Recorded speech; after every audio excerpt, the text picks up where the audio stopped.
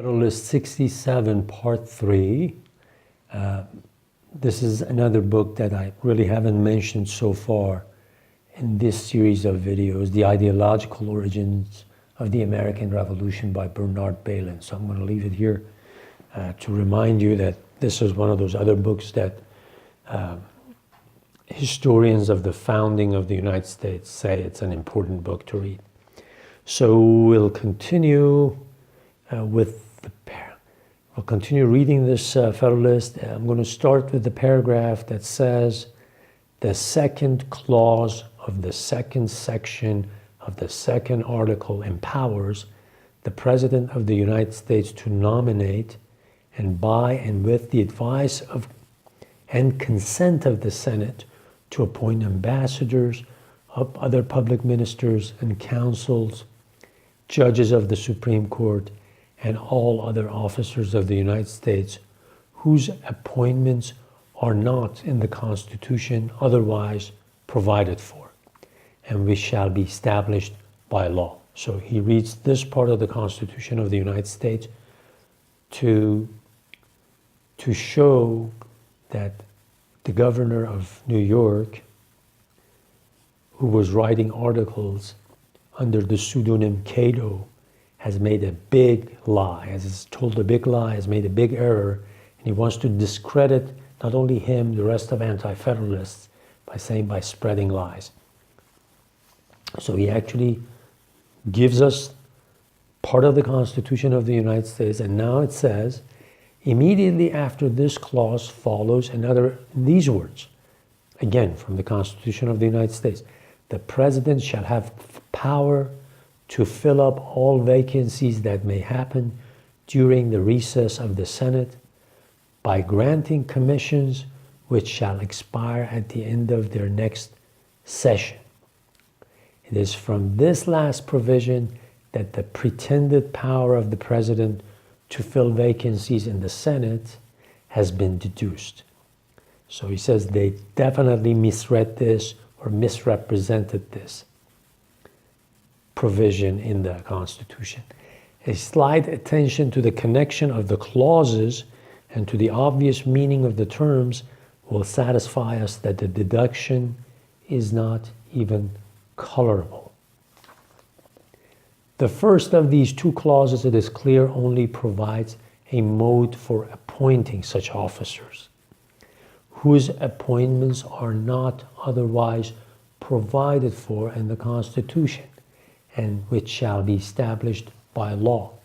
Of course, it cannot extend to the appointment of senators, whose appointments are otherwise provided for in the Constitution, and who are established by the Constitution, and will not require a future establishment by law. This position will hardly be contested. The last of these two clauses, it is equally clear, cannot be understood to comprehend the power of filling vacancies in the Senate, for the following reasons. First, the relation in which that clause stands to the other, which declares the general mode of appointing officers of the United States, denotes it to be nothing more than a supplement to the other, for the purpose of establishing an auxiliary method of appointment in cases to which the general method was inadequate. The ordinary power of appointment is confided to the President and Senate jointly, and can therefore only be exercised during the session of the Senate.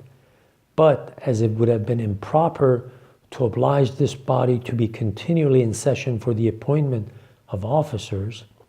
and as vacancies might happen in their recess, which it might be necessary for public service to fill without delay, the succeeding clause is evidently intended to authorize the President singly to make temporary appointments during the recess of the Senate, by granting commissions which should expire at the end of their next session. Second, If this clause is to be considered as supplementary to the one which precedes, the vacancies which it speaks must be construed to relate to the officers described in the preceding one. And this, we have seen, excludes from its description the members of the Senate. Third, the time within which the power is to operate during the recess of the Senate and the duration of appointments to the end of the next session of that body conspire to elucidate the sense of the provision, which, if it has been intended to comprehend senators, would naturally have referred the temporary power of filling vacancies to the recess of the state legislatures, who are to make the permanent appointments, and not to the recess of the National Senate, who are to have no concern in those appointments, and would have extended the duration in office of the temporary senators to the next session of the legislature of the state, in whose representation the vacancies had happened, instead of making it to expire at the end of ensuing session of the National Senate. The circumstances of the body authorized to make the permanent appointments would of course have governed the modification of a power which related to the temporary appointments. And as the National Senate is the body whose situation is alone contemplated in the clause upon which the suggestion under examination has been founded, the vacancies to which it alludes can only be deemed to respect to those officers in whose appointments that body has a concurrent agency with the President. But lastly, the first and second clauses of the third section of the first article not only obviate the possibility of doubt, but destroy the pretext of misconception. The former provides, now he's going to quote from the Constitution of the United States to prove that Cato has definitely misled his readers. The former provides that the Senate of the United States shall be composed of 2 senators from each state, chosen by the legislature thereof for 6 years. And the latter directs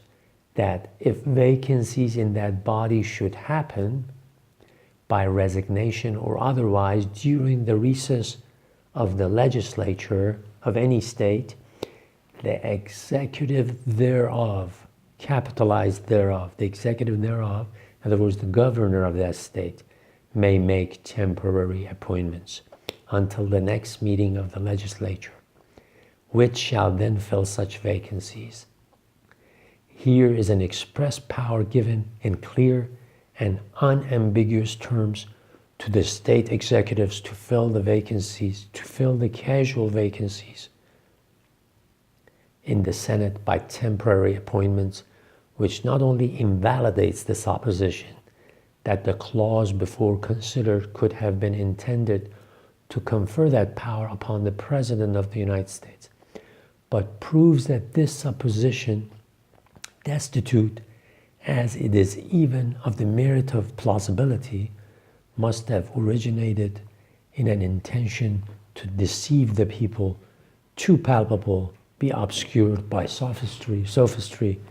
and too atrocious to be palliated by hypocrisy. I have taken the pains to select this instance of misrepresentation and to place it in a clear and strong light as an unequivocal proof of the unwarrantable arts which are practiced to prevent a fair and impartial judgment of the real merits of the Constitution submitted to the consideration of the people. Nor have I scrupled in so flagrant a case to allow myself in a severity of animadversion, little congenial with general spirit of these papers. I hesitate not to submit it to the decision of any candid and honest adversary of the proposed government, whether language can furnish epithets of too much asperity for so shameless and so prostitute an attempt to impose on the citizens of America. So he says, look at the lies they are printing in the paper, the misreading on purpose, and they should not be trusted. We have given you a constitution that is the best that we could come up with.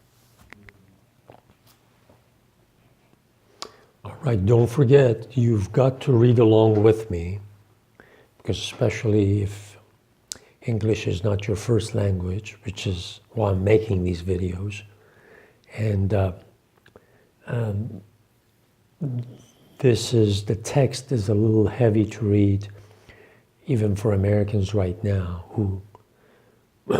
speak English as a first language. So make sure the first time you're going through this, you look at the text either on the screen or have a book in hand. It is freely available online. You can just look at the text online, and maybe, hopefully, the second or third time, if you come across and you want to review this, if you come across these videos, maybe then you can only listen to it without reading it.